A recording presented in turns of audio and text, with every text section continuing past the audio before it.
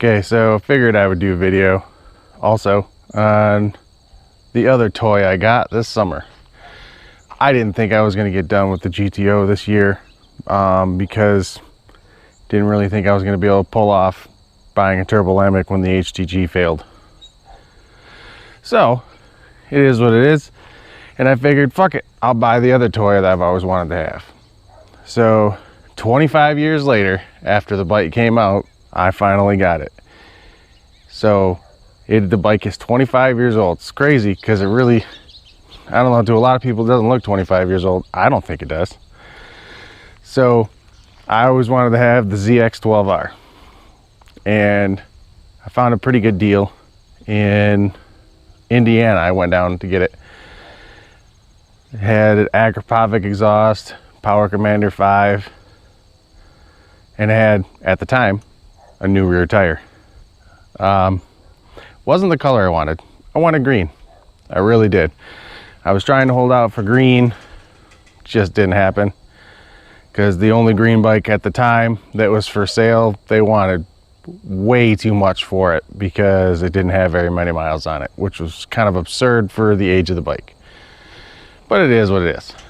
So I got me a red ZX12R, and it's a beautiful bike. So I love it.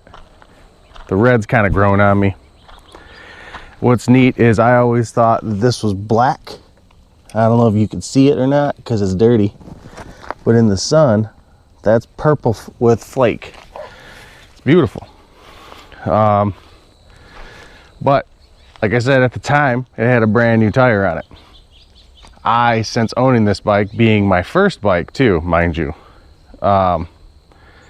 I've put 7,200 miles on it in 4 months or 5 months. Can't remember, I have to look at the records and see. But this one had the rear tire hugger. Not all of them have the rear tire hugger, so I was happy about that. And this is what they call an A1 because it's unlimited or unrestricted. So this is a typical of an A bike, that Ram Air Scoop, because the other one, the B bikes look a lot like a shark. But this is in the trim. This is the way I ride it. And oh, I love it. The owner that used to have it did this for the fan because the thermostat went bad in the radiator. But I added this and this because I put HIDs in it. I have Bi-Xenon HIDs in it. And I'm assuming it's because of the cheap relay that it has in it. But the HIDs don't always fire off. They don't. So I got to be able to turn them off and turn them back on. And being that it's a key on, engine on, lights come on, and you can't shut them off, I had to make a way to do it. So originally it was just this high beam switch right here, because I wired that into the high beam. So I rock this off, and then when I turn the high beam on, the light shuts off, and then turn the low beams back on, and it would relight the ballasts. So I was doing that. But there was also a night I was trying to come home from work, and you know, I get out close to midnight, so it's dark. It's dark, and I ride just over 100 miles back and forth to work every day. So I needed a foolproof way to make sure that if I ever needed to have the lights on, I know that I'd have a dedicated power source to turn on the lights. So that's what this switch ended up being. This is dedicated to power. So as long as that light's on right there, there's power. So that's set up because one of the nights I was going to leave work, the lights wouldn't come on. They just would not come on. There was no high, there was no low. I couldn't figure out what the hell was going on. So I had spent I think I was at work an additional 45 minutes trying to figure out what was wrong, and I ended up having to just jumper the relay that turns on everything. It ended up being that I blew the fuse for a headlight in the middle of the bike where the battery is, because the battery is way down here. Underneath this there's a bolt to take that out, so I got 1, 2, 3, 4, and then there's a 5th bolt up here. I mean, obviously that one's missing, but it would have taken me a minute to figure that one out. So I didn't know at the time that happened, so I needed a way to turn the headlights on, and that was what I come up with, was jumpering that on. But what else I've done is I've added this phone charger. Now I ended up getting, see if you can see it. This right here, this is a billet aluminum 18mm pivot mount, and I just tapped it into the stem or the triple tree so that it'll hold the phone, because I don't have a hollow stem, so I can't use the stem mount that they sell for motorcycles now. So I mean, it is what it is, but now I have a phone mount.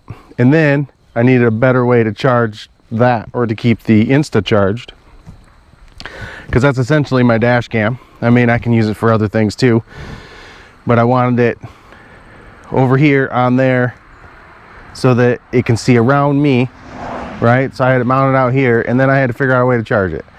So what I ended up doing was buying, it's like a cigarette lighter adapter up here, but it also shows me voltage. So I have this that charges that, and then actually this one right here goes to a GPS speedometer that I added because the speedometer's off. Now this is the other part of what makes this an A1. I have a 220 mile an hour speedometer. The only year bike that has a 220 mile an hour speedometer, because the 2001 bike that's an A2, I think it's like 185. So I had to do that.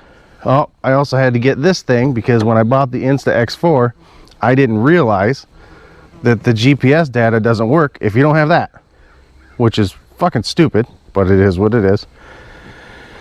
So I have that there, and that's charging actually off the phone, the back of the phone charger right here. Interesting the way they did that. But another thing I did here, because of the night that I had no headlights and I didn't know if it was the way that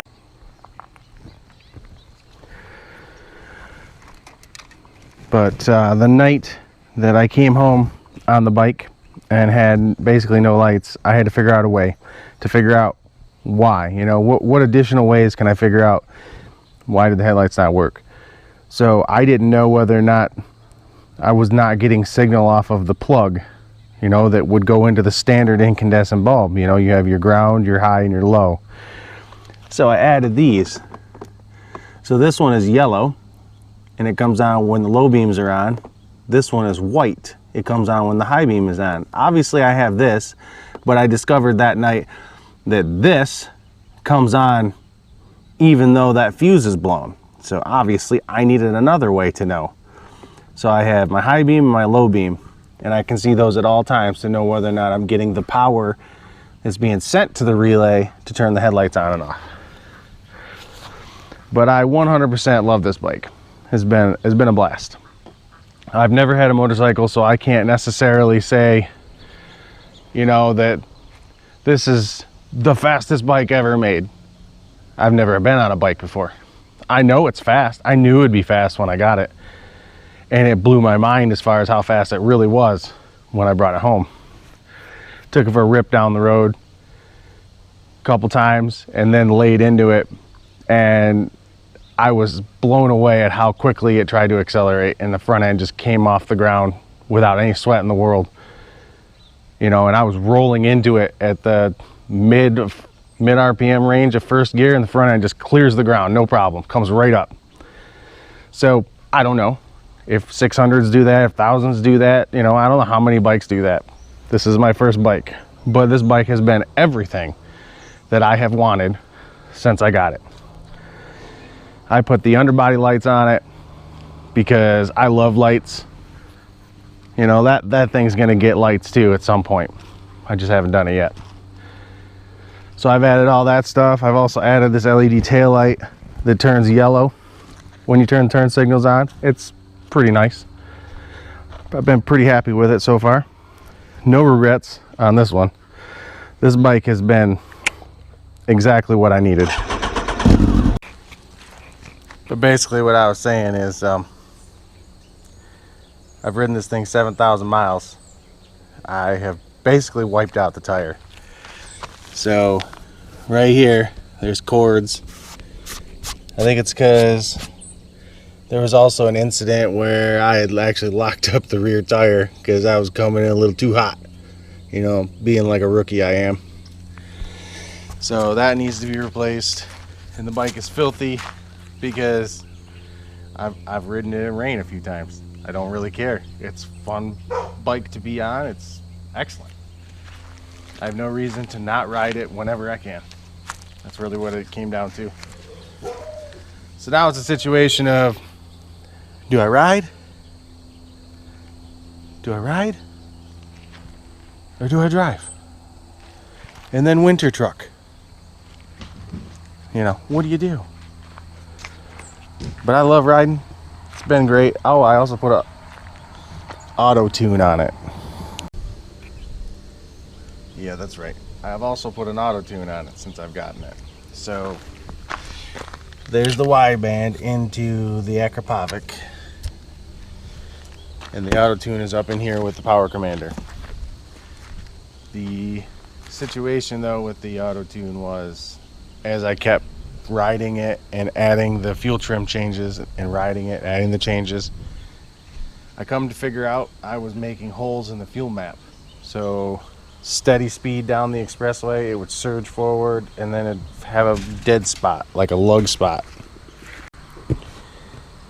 And that lug spot was more accentuated after I put this Atlas on here. Put that Atlas on there for cruise because, you know, 50 miles on the expressway each way, that cruise is rather nice. So I'm pretty happy with the Atlas too. That's pretty nice, you know, being able to let go with my right hand and kind of stretch it out and stuff and still be cruising along. It's nice. But if you let go for too long, the vibrations of the bike kind of back it off a little bit. So every so often you got to reset it as you're rolling along. But basically with the, as far as the auto tune goes, I ended up having to go back to the original map that I started with. There's still a flat spot in that map, which I don't quite understand because that, from what the old owner told me, that map came from Power Commander back in the day when they had base tunes on their website. So maybe there's a chance I go get this dyno tune next year because that would kind of be cool. I've also seen where people have taken like max ECU for the 4-cylinder setup. Somebody has a ZX12R on a max ECU.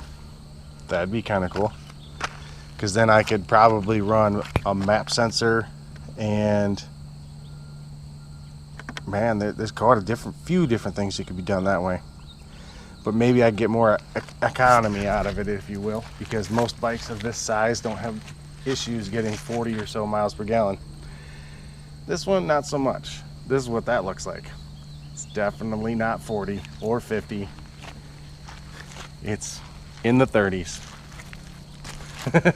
Wish it was better, but it's not. And it's pretty common for all of them. All the 12Rs get that kind of gas mileage. So it is what it is. I have no quarrels with this bike. I love it. And it's still a dream come true that I finally bought one.